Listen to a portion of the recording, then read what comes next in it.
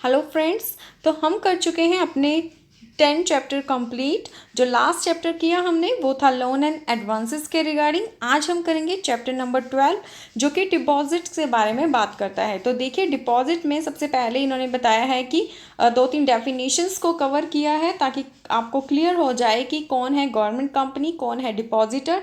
तो government company कौन सी होती है, जो कि कंपनीज एक्ट 1956 लिखा हुआ है यहाँ पर, लेकिन ये 1956 नहीं रहा, अब ये है 2013 का एक्ट। तो जो कंपनीज इसके अंदर कंपनी एक्ट, नए कंपनी एक्ट के अंदर रजिस्टर्ड हुई हैं और जिसमें पेड अप कैपिटल गवर्नमेंट की कितनी होनी चाहिए, एटलीस्ट 50% पेड अप कैपिटल है, देन वो क्या कहलाएगी, गवर्नमेंट कंपनी है। देन आता है डिपॉजिटर। डिपॉजिटर कौन है, जिसने सब माइनर हेड अनेक्जर ए के अंदर क्या किया है, डिपॉजिट करवाया है। और वो कौन कौन हो सकता है, कोई भी लोकल अथॉरिटी हो, गवर्नमेंट कंपनी हो, कॉरपोरेशंस हो, मार्केट कमेटी हो, मार्केट बोर्ड हो, या फिर कोई कोऑपरेटिव सोसाइटी हो। तो जिसने इस सब माइनर हेड के अंदर डिपॉजिट करवाया है वो हो जाएगा डिपॉजिटर। देन आता है लोकल अथॉरिटी। लोकल अथॉरिटी क्या होगा, कोई भी municipal committee, notified area committee, जिला परिषद, पंचायत समिति, पंचायत और इम्प्रूवमेंट ट्रस्ट। तो जो हमारे लोकल में अथॉरिटीज़ होती हैं उनके नाम है ये। उसके बाद होता है सरप्लस फंड। सरप्लस का मतलब ही आपको पता है, जो एक्सेस में पड़ा हो कुछ। तो यहाँ पर क्या है, एक्सेस में हमारे पास कोई भी ऐसा फंड है जो कि आपके पास परमिशन नहीं है उसे यूज़ करने की, और ये परमिशन कहाँ नहीं है, लॉ के अंदर है, किसी बाय लॉज में लिखा हुआ है, आर्टिकल ऑफ एसोसिएशन में लिखा हुआ है।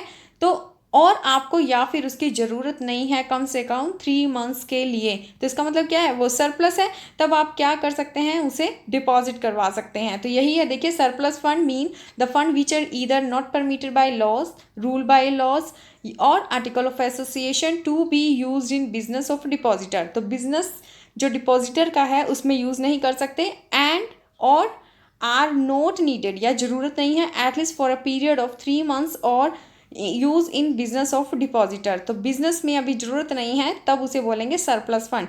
तो सरप्लस फंड का किया गया जाए तो वो बताता है 12.30, any local authority, government company, corporation और cooperative society, market committee, market board and university में मेंटेन द डिपॉजिट अकाउंट। वो क्या कह रहे हैं, डिपॉजिट अकाउंट आप मेंटेन कर सकते हैं, लेकिन किसके साथ, गवर्नमेंट की ट्रेजरी के साथ, और keeping their surplus fund as a interest bearing deposit. तो आप एज ए सरप्लस फंड, जो कि इंटरेस्ट मिलेगा आपको उन डिपॉजिट पर, तो आप ट्रेजरी के पास क्या करवा सकते हैं, इन्हें डिपॉजिट करवा सकते हैं।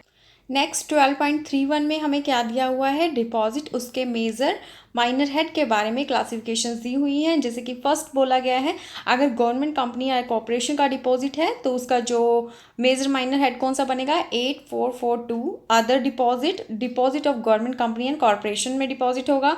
इन केस जो बोर्ड और यूनिवर्सिटीज़ का है देन 8442 ही होगा, अदर डिपॉजिट ही होगा, लेकिन जो चेंज हो जाएगा वो क्या हो जाएगा, मिसलेनियस डिपॉजिट में होगा ये। और सी जो है लोकल बॉडीज़ का है, और उसके लिए कौन सा हेड है, 8438, deposit of local fund, deposit of municipal corporation, municipal committee and other local bodies के हेड में जाकर डिपॉजिट हो जाएगा। नेक्स्ट आता है 12.32, all the deposit made under 12.30 shall be administrated by government in department of finance. तो इस ये ड्यूटी किसकी है, एडमिनिस्ट्रेशन करने की, गवर्नमेंट की है, जो कि डिपार्टमेंट ऑफ फाइनेंस को सौंपा गया है ये काम। नेक्स्ट रूल है इसका जो इम्पोर्टेंट है 12.44, द इंटरेस्ट ऑन डिपॉजिट कैसे कैलकुलेट किया जाएगा, वो किया जाएगा हाफ ईयरली, जो कि 31 मार्च और 30 सितंबर को कैलकुलेशन होगी in department of finance at the rate कौन सी होंगी, fix from time to time, जो टाइम टू टाइम चल रही होंगी उसी रेट के अकॉर्डिंग आपको इंटरेस्ट डिपॉजिट पर मिल जाएगा। और क्योंकि ये गवर्नमेंट दे रही है आपको इंटरेस्ट, तो जो उनका हेड है जहाँ पर इंटरेस्ट की पेमेंट्स होंगी, जिस हेड में से 2049 में ये क्लासीफाई हो जाएगा, interest on other obligation, interest on deposit and contra credit to depositor account concern. तो ये हो जाएगा 12.44। इसके बाद अब ये चैप्टर हो गया है हमारा ओवर, इसमें सिर्फ इतना ही था। अभी हम अपना जो नेक्स्ट चैप्टर है, चैप्टर नंबर 13 लोकल फंड्स का भी साथ ही देख लेते हैं। तो देखिए, सबसे पहले लोकल फंड की डेफिनेशन दी गई है।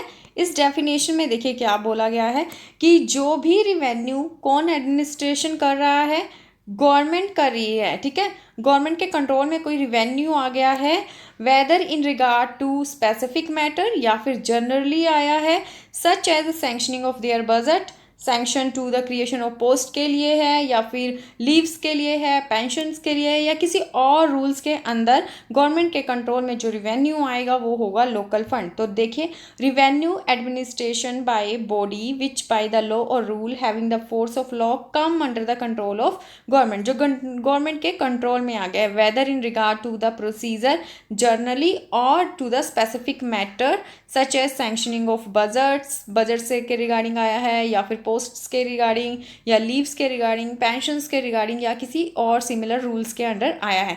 उसके बाद यहाँ पर फंड्स के बारे में बताया गया है कि हमारे पास फंड लोकल फंड में मेन कौन से आते हैं, जैसे district fund, municipal funds, other funds में टाउन या बाजार फंड्स, एजुकेशन के फंड्स हमारे क्रिएट होते हैं या फिर कोई मिसलेनियस है, पंचायतों के फंड है, तो ये हमारे जो मेन लोकल फंड्स रहते हैं। इसके बाद इसमें एक आ जाता है maintenance of account of trade. Next rule है रूल नंबर 13.5 जो कि बात करता है प्लस एंड माइनस मेमोरेंडम के बारे में। मेमोरेंडम क्या होता है, किसी भी चीज़ का एब्स्ट्रैक्ट होगा, मतलब उसकी समरी होगी। समरी किस चीज़ की हो रही है, यहाँ पर कोई भी प्लस की आइटम है आपके लोकल फंड अकाउंट्स के अंदर और कोई भी माइनस के रिगार्डिंग है। तो जब भी आप प्लस एंड मेमोरेंडम बनाएंगे, प्लस एंड माइनस का मेमोरेंडम बनाएंगे, वो आपने सबमिट करना है किसको, अकाउंट जर्नल को, जो कि अंडर आर्टिकल 110 और 111 ऑफ अकाउंटिंग कोड वॉल्यूम 2 में लिखा गया है।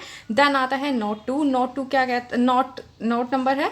देन ये क्या कहता है कि म्यूनसिपल फंड के रिगार्डिंग जो भी ग्रॉस टोटल रिसीट होंगी और ग्रॉस टोटल डिसबर्समेंट होंगी वो आपने सबमिट करनी है एजी को, जिसके साथ आप कैश अकाउंट और जो सेकंड लिस्ट है पेमेंट्स की वो भी सबमिट करेंगे। अगर आपने ये जो डिटेल है सबमिट कर दी, देन इसके रिगार्डिंग आपको plus and minus memorandum submit करने की ज़रूरत नहीं है, क्योंकि ये जो उसका सब्स्टिट्यूट ही माना जाएगा, मतलब इसे ही मान लिया जाएगा कि ये प्लस और माइनस मेमोरेंडम के रिगार्डिंग ही है। तो ये था हमारा जो चैप्टर नंबर 13 और 12 कंप्लीट हो गया है। इन केस कोई क्वेरी है तो आप कमेंट सेक्शन में लिख सकते हैं। Thank you so much for watching my video and keep subscribe and share. Thank you.